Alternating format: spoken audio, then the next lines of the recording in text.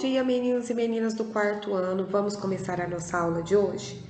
Hoje a nossa aula vai falar sobre a construção do método científico, ou seja, sobre como a ciência evoluiu desde os princípios dos tempos até o dia de hoje.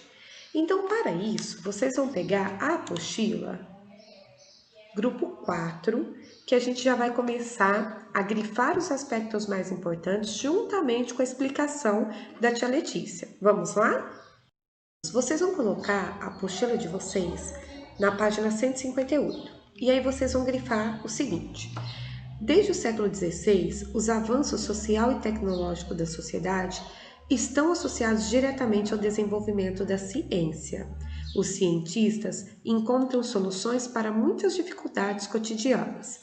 Todas as vezes que a gente fala em cientistas, vocês devem pensar em alguma pessoa vestida de branco num laboratório, né, causando explosões. Mas na verdade, ser cientista é muito mais do que isso.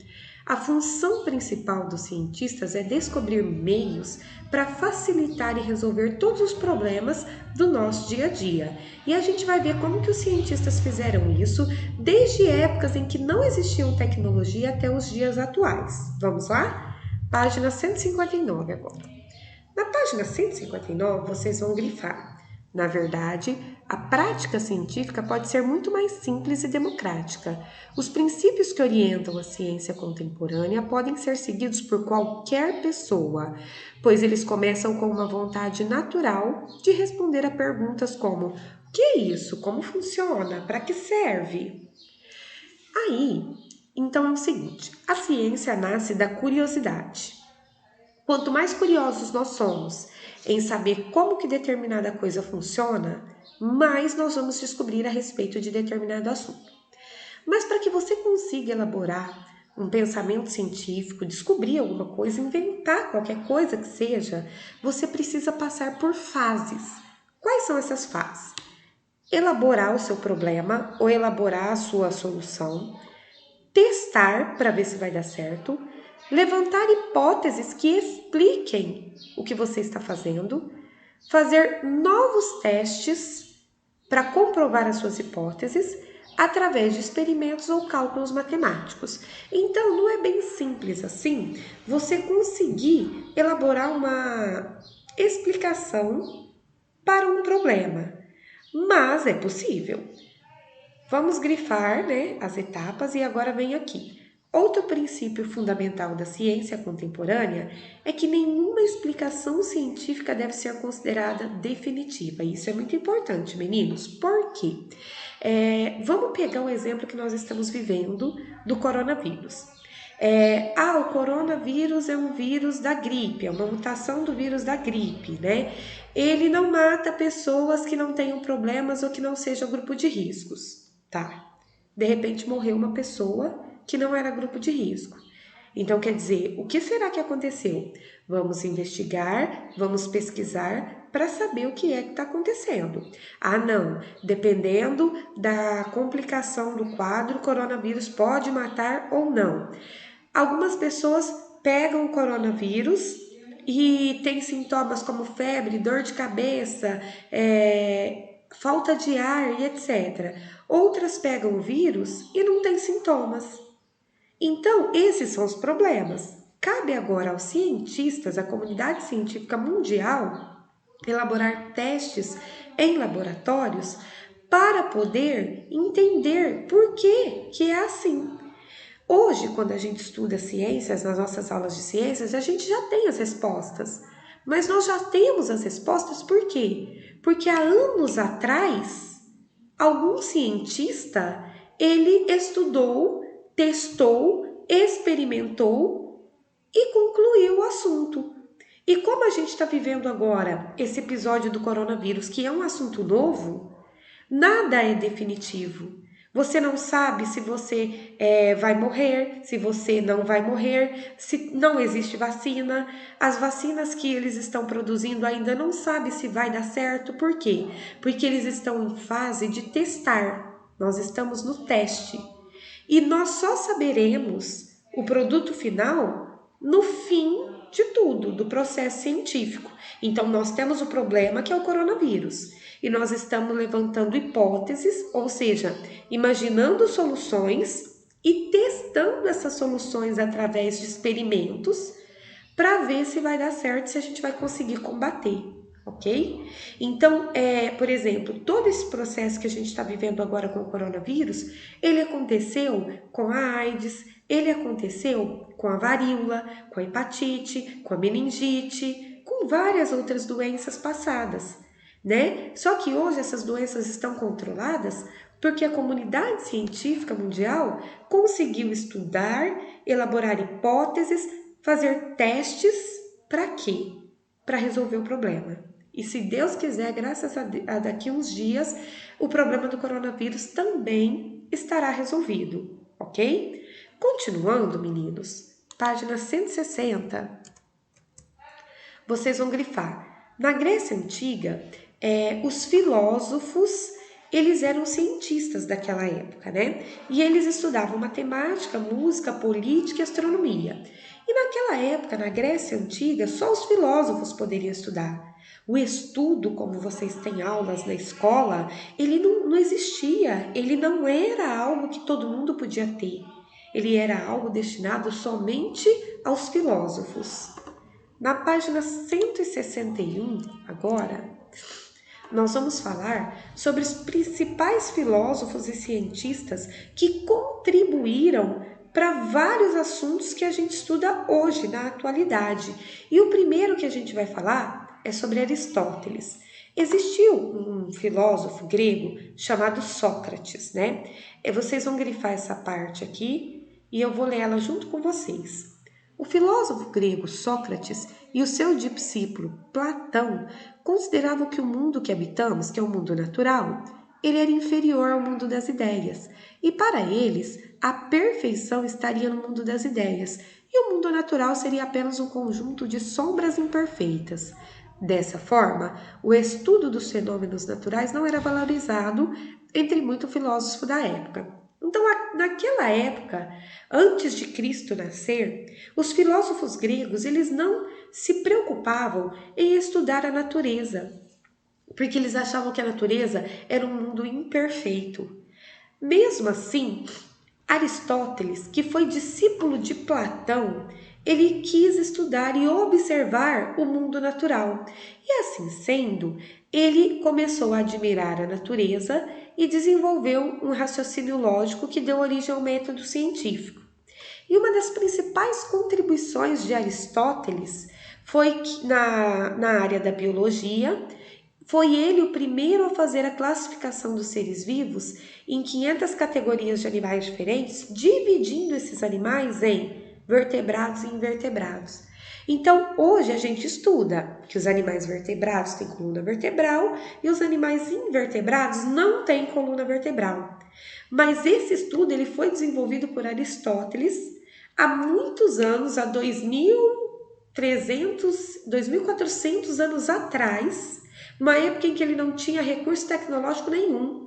E aí ele começou a observar. Ele percebeu que a baleia não era um peixe, que o morcego não era uma ave. E aí ele começou a classificar os animais. Naquela época, sem nenhum recurso tecnológico, ele conseguiu fazer a classificação de cerca de 500 categorias de animais. Mas hoje a gente sabe que é muito, muito, muito mais que isso. Vamos para a página 162 agora, meninos. Vocês sabem que a ciência ela é praticamente dividida em biologia, química e física. A biologia estuda os seres vivos. A química estuda a composição da matéria, ou seja, do que tudo que existe no universo é formado. E a física, ela estuda os fenômenos que acontecem no meio, no universo. Continuando agora, eu falei com vocês sobre Aristóteles, que existiu na Grécia Antiga. Passaram-se muitos anos e veio a Idade Medieval. E agora a gente vai falar sobre Galileu Galilei. Galileu Galilei já foi um filósofo, um cientista que forneceu muitas contribuições para a ciência. Então, olha lá. A ciência, como forma de interpretar o mundo, teve um grande salto apenas no final do século XVI com Galileu Galilei. Galileu Galilei, no final do século XVI, ele conseguiu inventar o termômetro, que mede a temperatura quando a gente está com febre, um aparato para medir os batimentos cardíacos, e ele inventou o primeiro telescópio, através do qual ele descobriu que o Sol era o centro do universo. Mas ele não pôde ir em frente com seus estudos, porque isso era contra os ideais pregados pela igreja. E se ele continuasse afirmando que o Sol era o centro do universo, a igreja poderia matá-lo. Vamos agora para a página 163. A sua forma de observar, estudar e testar as suas explicações por meio de experimentos e divulgar os resultados foi aos poucos sendo praticados por outros estudiosos. E isso deu origem, anos mais tarde, ao método científico, que é uma das nossas próximas aulas, ok? Olha só, Galileu Galilei, uma vez, ele subiu nessa torre aqui, que é a Torre de Pisa, com dois objetos, um leve e um pesado. E ele soltou os dois objetos de lá de cima. E ele percebeu que os objetos, eles caem, eles têm o mesmo tempo de queda, ok? Tanto objeto leve quanto objeto pesado, eles caem na mesma proporção de tempo, né? Acontece, muitas vezes, que com a presença do ar, o objeto leve tende a ser carregado, mas se você conseguir realizar o experimento dele em um local onde não exista o ar para interferir, se você soltar uma pena e uma pedra, elas vão chegar ao chão no mesmo tempo, ok? Então, olha que interessante. Naquela época, ele fez esse experimento e ele pensou o seguinte: se os objetos leves e pesados são atraídos pela mesma força, por que eles não chegam junto à superfície da Terra? E aí ele percebeu que era por causa da presença do ar. O ar, ele evitava que o objeto leve chegasse junto com o objeto pesado. Mas que se você realizasse o experimento com a ausência do ar, tanto a pena quanto a pedra cairiam sempre na mesma velocidade até o chão. Olha só quão complexo foi o estudo dele para uma época sem tecnologia. Página 164 agora. Nós vamos falar sobre Isaac Newton, né? Ele descobriu a lei da gravidade. O que é a lei da gravidade? É a lei de atração entre os corpos. Por que a gente não sai flutuando pelo universo? Porque a lei da gravidade do planeta Terra nos mantém fixos, né, sobre a superfície. Quem descobriu isso foi Isaac Newton. Newton dedicou-se a demonstrar por meio desses cálculos que o universo obedece às leis naturais. Por exemplo, por meio dos estudos de Newton sobre o universo, um astrônomo chamado Edmund Halley foi capaz de prever a passagem de um cometa no sistema solar que poderia ser avistado da Terra em 1758. Esse cometa recebeu o nome de cometa Halley e hoje a comunidade científica toda já sabe que de 75 em 75 anos o cometa Halley passa pela atmosfera terrestre, ok? Olha só que interessante. Na página 165 agora, nós vamos falar sobre uma outra descoberta muito importante do Isaac Newton. Hoje em dia, sabe-se que a luz solar, que a gente enxerga como branca, é formada de várias cores. Esse fato foi demonstrado e explicado corretamente por Newton. Naquela época, muitos anos atrás, os cientistas já tinham percebido que muitas vezes a luz solar ela dava origem ao arco-íris. E por que o arco-íris acontece? Os filósofos daquela época elaboraram a seguinte explicação: a luz do sol é uma luz branca e pura. Quando ela passa por um prisma, por um espelho, ela se contamina de impurezas do espelho e fica colorida. Essa foi a explicação dada pelos filósofos e cientistas daquela época. Pronto, já resolvemos o problema, já explicamos por que os arco-íris acontecem. Isaac Newton não concordou com essa explicação.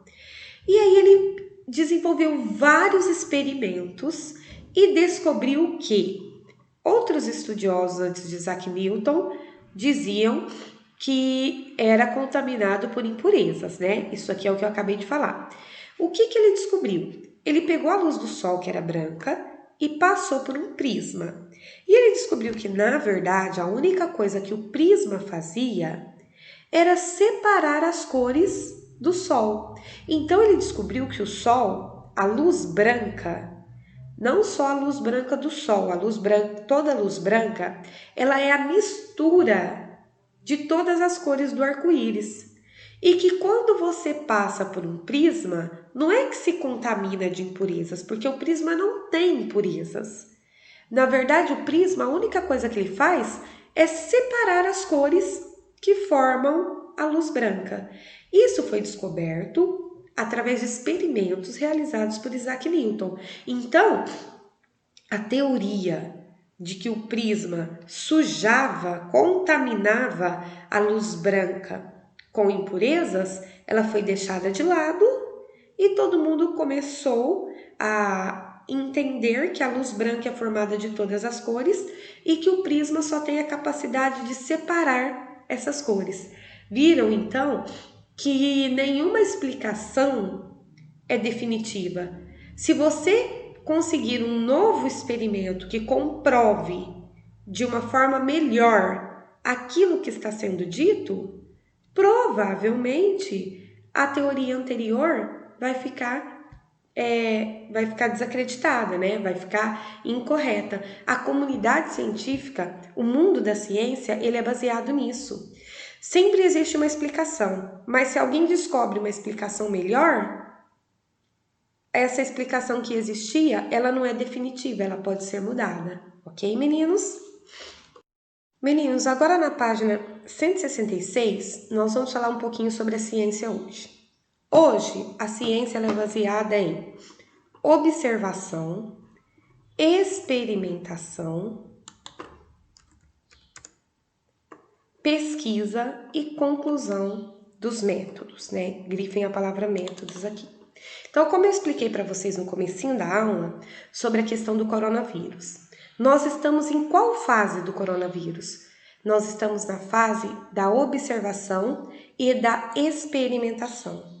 Os cientistas do mundo inteiro estão observando os casos de coronavírus e fazendo experimentos de diversas maneiras para tentar chegar nessa fase aqui, ó, da conclusão, né? Da apresentação da solução para o problema. Agora eu vou explicar para vocês os exercícios dessa aula. Vamos lá? Os exercícios. Os exercícios começam na página 168. Nós vamos fazer o exercício de número 2, ok? Então vamos lá. Galileu Galilei foi um importante cientista e lhe foi atribuída a seguinte frase: a verdade é filha do tempo e não da autoridade. Converse com seus colegas e com seu professor sobre o significado dessa frase e a relação dela com o conhecimento científico. Escreva suas conclusões. Meninos, o que essa frase quer dizer? A verdade é filha do tempo e não da autoridade.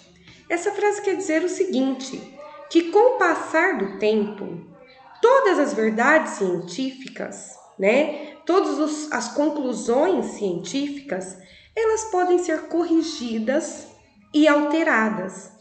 Por quê? Porque novos fenômenos, novos experimentos podem ser feitos para dar melhores explicações para determinado assunto. Então, tudo que é descoberto, todo problema que é resolvido, nem sempre é definitivo.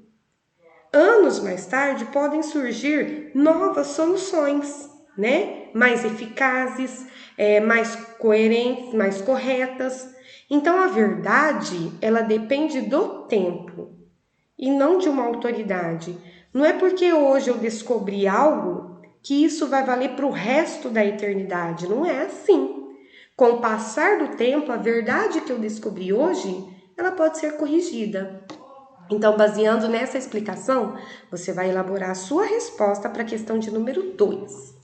Questão 3. Encontre as palavras no quadro a seguir. Aqui embaixo, meninos, vocês têm aí o quadro de palavras, né? Eu tirei o meu porque ele estava com resposta, mas eu vou ler com vocês cada uma das perguntas. Vamos lá. O que a ciência busca para nossas perguntas? Um dos primeiros filósofos a ressaltar a importância da observação dos fenômenos do mundo natural na busca por uma melhor explicação. Qual foi o primeiro filósofo que dedicou-se a estudar o mundo natural, que era um mundo até então considerado imperfeito pelos filósofos da época? Nome dado a uma explicação científica para um determinado fenômeno. Quando os cientistas explicam um determinado fenômeno, que nome que é dado a essa explicação? D. Grande contribuição de Galileu Galilei para a ciência atual, contemporânea. Qual foi a grande contribuição de Galileu Galilei para os nossos estudos científicos de hoje? E. Qual instrumento inventado por Galileu Galilei que o ajudou a comprovar o heliocentrismo? Qual foi o instrumento? Foi o termômetro ou foi a luneta? O telescópio no caso, você vai procurar aí. Um dos filósofos que considerava que a perfeição só existe no mundo das ideias. Quais eram os dois filósofos gregos que achavam que o mundo natural era imperfeito e que só existia a perfeição no mundo do pensamento, no mundo das ideias? Tá tudo grifado na apostila de teoria, é só você voltar que você consegue achar essas respostas. Continuando, exercício 4. Assinale a alternativa correta sobre os testes realizados para aceitar ou rejeitar as hipóteses científicas. Vocês sabem que quando tem uma hipótese científica, por exemplo, um problema a ser resolvido, antes de você chegar na fase da conclusão, você tem que fazer vários experimentos. Mais uma vez, vou citar o caso do coronavírus. Antes de chegar na vacina, qual que é o problema? O vírus que está matando. Qual que é a solução? A vacina para o vírus, né? Qual que é o meio? O meio são os estudos, as pesquisas e os experimentos que os cientistas estão fazendo. Então, nesse passo, né, de testar, você vai ler aqui qual das alternativas está de acordo com a fase dos experimentos. Então, olha lá. Independentemente da área da ciência, o teste de comprovação de uma hipótese é sempre o mesmo. Comprovou aquilo, é aquilo para sempre. Cada área da ciência tem apenas um teste de comprovação específico a ser realizado. Então, é somente um teste que pode ser feito para obter-se o produto final? Será que isso está certo? C. Existem apenas duas formas de se comprovar uma hipótese: o experimento e o cálculo matemático? D. Todos os testes de comprovação devem ser aplicados a todas as hipóteses? Todos os testes a todas as hipóteses? Será que isso está correto?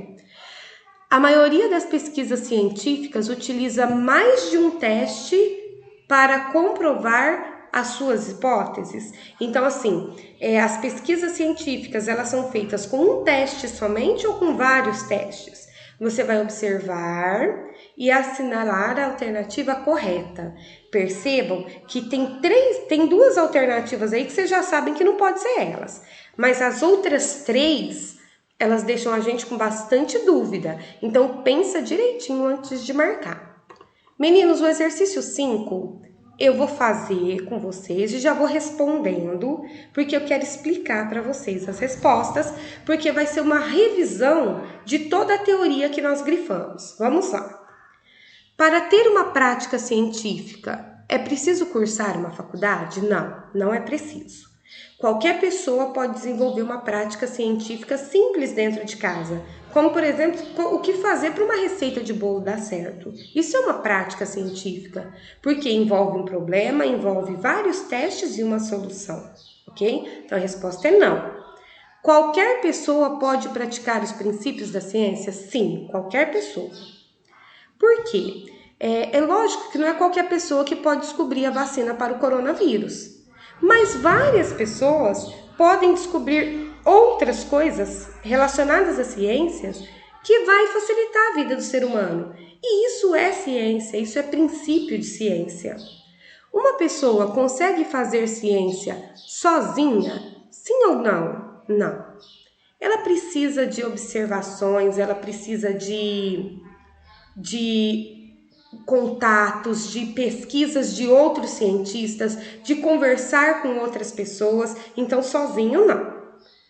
O desenvolvimento do conhecimento científico é sempre muito rápido? Não.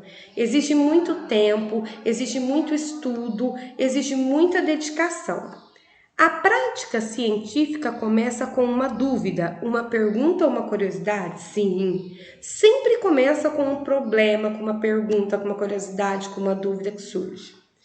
A observação é uma etapa importante da prática científica? Importantíssima, sim. É muito importante observar. É através da observação que você vai conseguir levantar as suas hipóteses. O resultado dos experimentos deve ser usado no teste de hipóteses.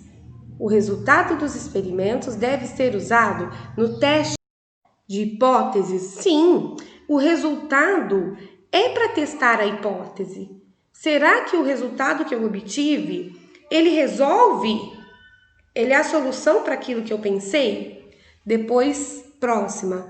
Todos os testes ou experimentos são feitos em laboratórios? Não necessariamente. Eles podem ser feitos na natureza, em outros locais.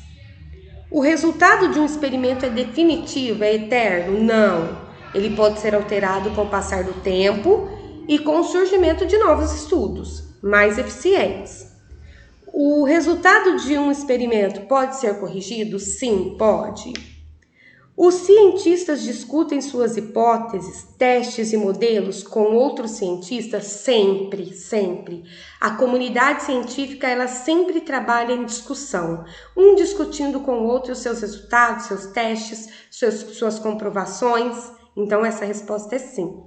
Continuando, o exercício 6.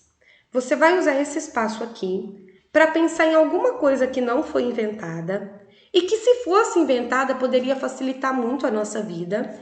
E aí você vai desenhar essa coisa que você pensou e que você inventou, e você vai escrever uma pergunta que originou a sua invenção. Ou seja, por que você pensou nisso daí? Escreve para a tia Letícia, tá bom? A nossa aula de hoje chegou ao fim. Foi uma aula bem extensa, porque é uma aula teórica, mas eu espero que vocês tenham entendido um pouquinho sobre todo o avanço da ciência, sobre o método científico, sobre a importância de realizar testes para comprovar experimentos e sobre a importância também dos cientistas Galileu Galilei, de Isaac Newton e outros para as descobertas científicas usadas na atualidade.